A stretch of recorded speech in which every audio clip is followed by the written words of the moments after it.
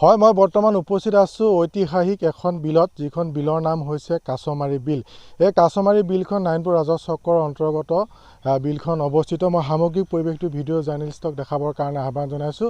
এইখনেই হৈছে কাছমাৰী বিল। প্ৰায় 64 বিঘা আগুৰি আছিলে এই কাছমাৰী বিলখন।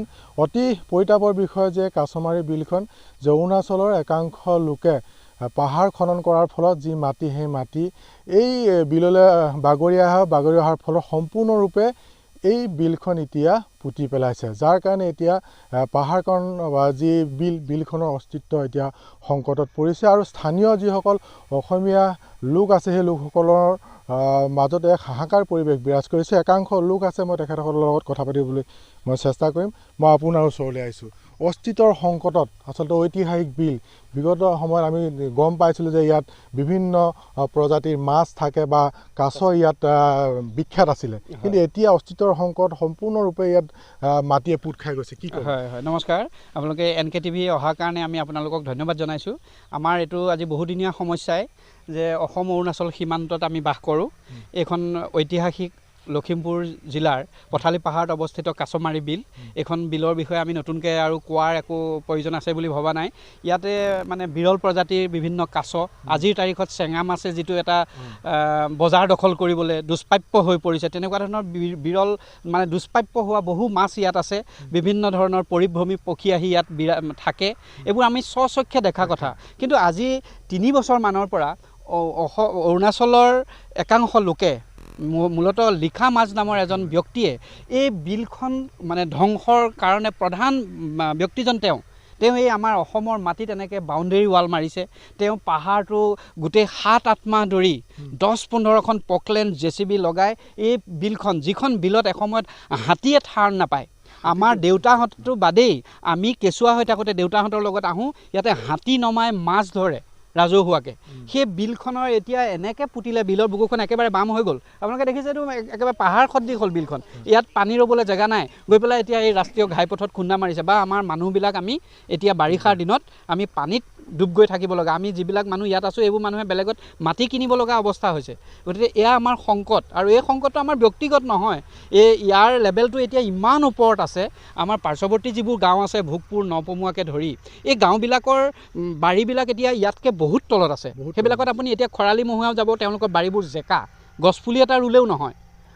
বিভিন্ন সময়ত আপোনালোকে এই এনেকুৱা এটা পৰিস্থিতি যে সৃষ্টি হৈছে, আপোনালোকে অৱগত কৰিছেনে বিভাগীয়ভাৱে? নাই, আমি কেইবাবাৰো এই বিষয়টোত অৱগত কৰিবলৈ চেষ্টা কৰিছোঁ।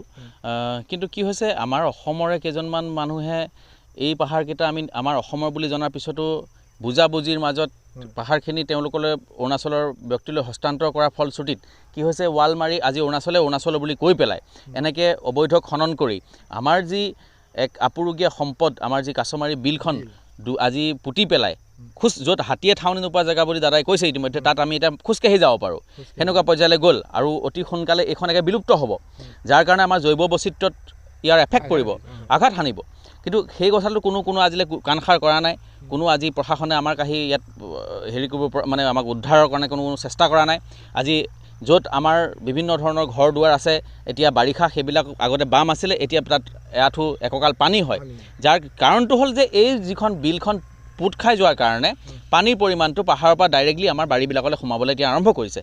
এতিয়ালৈকে আমি ডাইৰেক্টলি কোনো প্ৰশাসনক জনোৱা নাই, কিন্তু হ'লেও ফোনাফোনিকৈ কেতিয়া 2-3বাৰ মাজত মই কোৱা হৈছে, যদিও প্ৰতিবাদো হৈছে। কিন্তু তাৰ 2-3টা সংগঠনে 2-এবাৰ প্ৰতিবাদ কৰা আমি পৰিলক্ষিত হৈছে, কিন্তু একো ধৰণৰ আজিলৈকে কাম হোৱা নাই। হয়, ইতিমধ্যে মই পুনৰবাৰ যিখন বিল, সেই বিলখন দেখাবৰ কাৰণে আহ্বান জনাইছোঁ। এইখনে হৈছে ঐতিহাসিক কাছমাৰী বিল। ইতিমধ্যে সম্পূৰ্ণৰূপে পুত খাই গৈছে, যে অৰুণাচলত পাহাৰ খনন কৰাৰ ফলতেই এগৰাকী ব্যক্তিৰ নাম ইয়াত উল্লেখ কৰিছে যে লিখা মাঝি, তেখেতৰ নেতৃত্বতে আচলতে পাহাৰ খনন হয়। পাহাৰৰ পৰা যি মাটি বৈ অহাৰ কাৰণে ইয়াত সম্পূৰ্ণৰূপে বিলখন ইয়াত পুত খাই গৈছে। জৈৱ বৈচিত্ৰ্যৰ প্ৰতি ইয়াত ভাবুকি কঢ়িয়াই আনিছে। ঐতিহ্য যি আছিলে, সেই ঐতিহ্য ইয়াত অস্তিত্বৰ সংকটত। আৰু এজন ব্যক্তি আছে, মই তেখেতৰ পৰা জানিবলৈ চেষ্টা কৰিম। আপোনাৰ ওচৰলৈ আহিছোঁ। আপোনালোকে নিশ্চয় ইয়াতে দেখি আছিলে, বিভিন্ন চৰাই চিৰিকটিৰ পৰা আৰম্ভ কৰি কাছৰ বাবে এইখন বিল বিখ্যাত, তথাপি বিভিন্ন প্ৰজাতিৰ মাছ ইয়াত পোৱা গৈছিলে, সেইবোৰো এতিয়া নিশেষ হৈ গৈছে, বা বিলখন সম্পূৰ্ণৰূপে এতিয়া হয়, আমিয়ে দেখিছোঁ। যেতিয়া আমি ইয়াত সৰু আছিলোঁ, তেতিয়া আমাৰ দেউতাহঁতে আমালোকক লৈ আহে। ইয়াত হাতী 2-3টা হাতী লৈ হাতীয়ে মাছ ধৰে কিন্তু আজি বাৰিষাও দেখিছোঁ ইমান ডাঙৰ বিল কিন্তু কি মানে বিভিন্ন প্ৰজাতিৰ মাছ বা বাহিৰৰ চৰাইও আহে কিন্তু সেই বস্তুটো হয়তো লুপ্ত হৈ গৈ আছে আৰু এতিয়া কি বিচাৰিব আপোনালোকে আমি ভাবিছোঁ যে মাত্ৰ এজন লিখা মাছ বুলি নহয় বহুত ইয়াত ইণ্ডাষ্ট্ৰী আহিব বুলি কোৱা শুনিছোঁ যি ধৰণে কাটি আছে হয় ইণ্ডাষ্ট্ৰী আহিব যদি ইণ্ডাষ্ট্ৰী আহি যদি এইবোৰ সহায় দিয়ে তেনেহ'লে অকল বিলেই নহয় আমাৰ এইবোৰ জেগাটোত মানুহ থাকিব পৰা নহ'ব সেইকাৰণে চৰকাৰক আমি এইটোৱে অনুৰোধ কৰিছোঁ যে কেনেকৈ ৰোধ কৰে সেইটো কেনেকৈ মানে হয় ইতিমধ্যে সকলোৱে এটা কথা অৱগত কৰিছে যে ঐতিহাসিক যি কাছমাৰী বিল সেই কাছমাৰী বিলখন পুনৰুদ্ধাৰ কৰিব লাগে আচলতে অস্তিত্বৰ সংকটত পৰা আৰু যিগৰাকী ব্যক্তি লিখা মাঝি তেখেতৰ তত্ত্বাৱধানতে আচলতে পাহাৰ খনন কৰিছে পাহাৰখন খনন কৰাৰ ফলত এই মাটিসমূহ ইয়ালৈ বিলখন পুতি পেলাইছে যাৰ কাৰণে বাৰম্বাৰ আচলতে বিভিন্ন দল সংগঠন ইয়াত প্ৰতিবাদ সাব্যস্ত কৰিছে কিন্তু কোনো তালৈ ভূক্ষেপ কৰা নাই আৰু আমি আশা কৰিছোঁ যে NKTV বাতৰি প্ৰচাৰ হোৱাৰ পিছতে যাতে অসম চৰকাৰ আজি প্ৰশাসনিক বিষয়াসকলে যাতে ইয়াত এক বিশেষ পদক্ষেপ হাতত লয় আৰু ৰাইজেও সেই আশা কৰিছে আমি কিছু দৃশ্যাংশ দেখাবৰ কাৰণে আমি চেষ্টা কৰিলোঁ